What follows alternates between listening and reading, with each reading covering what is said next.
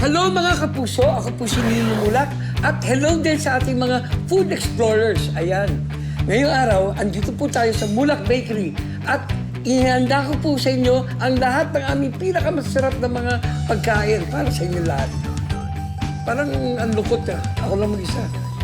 Sino bang... Christine, halika nga! Sumama ko. Halika, ito si Christine. Hello. Ang aming magandang ano ka? Ano ka nga? Sales rep. Ha? Sales rep. Sales rep. Oh, kain tayo ha? Sige po. Sumama ko. Meron tayo dito bangus sisig po. Yan. So, yung mga gusto ng isda, yung bangus. Pagka gusto nyo lang ng meat, syempre yung ating pork sisig. Peanut po. Yan yung mga gusto ng mga, syempre pag may edad na, gusto nila yung mga gulay-gulay. Ayan. At syempre, ang pinagmamalaki namin, saan kayo makakita ng ganito kamura at ganito kasarap na bulalo? Nakita niyo naman kung gaano karami yung bulalo namin, no? Tapos ito ang aming siligang. Napakasarap din yan at napakamura. Dati masaya na kami doon sa ganun lang, pagdisal, sa ensamada. Pero came to a point na hinahanap na ng tao yung ganitong setup na makakakain sila. There is nowhere to go but to go this way. So, kain. Mamatay kayo sa inggit. Oh, yung mga sandwich natin, pakita mo. Sardine sandwich po. To luncheon meat sandwich po. Yan. Ham. Ham. Ham sandwich. Tapos tuna sandwich. Yan. Plus the tocino sandwich. tocino. Yan. Halagang 120 lang po. 120? Yes. Ano kakapalutin ninyo? Yes, mabubusog ka na po. At ito na yung aming pinakamalakas na in-order dito. Walang iba kundi ang ating chicken. Yan. 200 pesos. Tingnan nyo gano'ng kalaki yung manok. Sira ang diet ko rito. Wala. Gusto talaga namin ma-afford talaga ng ordinaryong Pilipino. Diba? Ever since naman yung Mulak products namin, it has always been built on quality. And nakatulong in a way dahil sa pangalan, pero kahit anong sikat pa ng artista na may-ari ng pagkain na negosyo, kung hindi masarap or kung hindi quality, hindi naman tatagal. We've been in business since 1993. So, tagal na namin. Kumbaga meron na kaming track record. At para ipakita ang quality ng kanilang ensaymada, may patour pa si Kuya Onin sa kanilang production area. Dito po nilalagay yung butter at ang aming cheese. Pagka tinignan niya yung ibang ensamada, basta yung cheese niya parang kulot-kulot na binuhos lang na gano'n. Pero yung Mulak na ensamada, tingnan niyo paano nilalagay. Diretsong-diretso siya at saka talagang hindi tumitipid. Ayan, no? Kadalasan kasi, pag binubuksan yung ensamada, yung mga nakikita ko, kadalasan, dito binubuksan sa ilalim. Pagka binuksan mo yun sa ilalim, sasabog yan, matatapon yung keso, sayang. Napakadali lang po buksan. Ayan, no? Dito lang sa ibabaw. Yan. Yan na po. Diba? Ang dali, di ba? Mga food explorers, meron ako surprise sa inyo. Ang aming pinakabagong produkto. Ang walang kasing sarap at talagang pinaka-in-demand na produkto namin ngayon, ang ating Canapé Pistachio Chocolate Ensamada. Yan. Hindi nyo may gold pa siya sa ibabaw. Ang crunchy nung canapé, grabe. Sobrang sarap. Sir, ito yung bills niyo. Ano? Bills. Ako may alam ito ah. Tingnan mo ako. Yes, sir. Kailangan po. Ganun? Food explorers, meron tayong trivia. Ayan. Hulaan niyo kung sino tong bata na to. Ayan. Yung mga medyo, mga senior na, kilala itong batang to. Walang iba kundi ako. Ako po yan, nung bata ako. Ayan.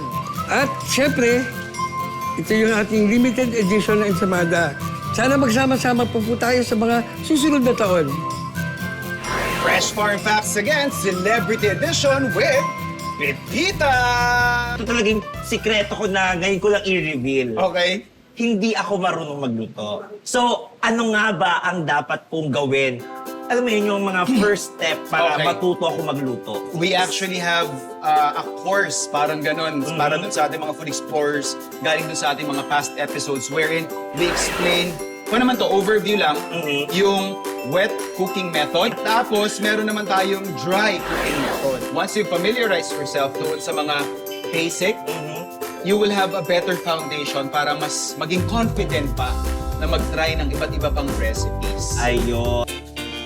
For the last dish to complete our weekend feast, Batangas Lomi ang request ipaluto ni paring Jason. Your dish is my command! Ayan na. Ang Spicy sauce! kikiam, fishball at squid balls. Ano tayo? Bango. Yung sinasabi mo kanina na pinagpakuluan ng ating mga baboy. Yon. Ayan, tingnan natin. So, ang ganda na ng bulwak ng ating broth. Konti pa sigurong toyo. Paminta, syempre. Liver! Favorite lamang loob is liver. Syempre yung bida. Ayan. So, palalaputan lang natin to. Dahil cornstarch yung gamit natin, hindi ko siya masyadong kakapalan. Kasi unlike nung cassava starch, yung sinasabi mo, Hailey, na makapal siya sa umpisa. Tapos, para siyang lumalabnaw. Hindi kasi ganoon yung characteristic ng cornstarch. Wow. Galing. Ayan. I-crack lang po yung ating egg. Okay. So at least meron tayong natulong kay Chef. Yan. Ang pagbalat ng boiled egg. Ayan na. Ayun. Hailey, umpisahan muna natin yung pagpapatikim kay Kuya Jason tsaka kay Yes! baby girl ng ating buro. So kung sa samgipsal, meron tayong samgipsal wrap, kuya. Meron din tayong buro wrap. Kukuha lang tayo ng ating gulay, fish, isda, tapos kuya, lalagyan mo ng buro.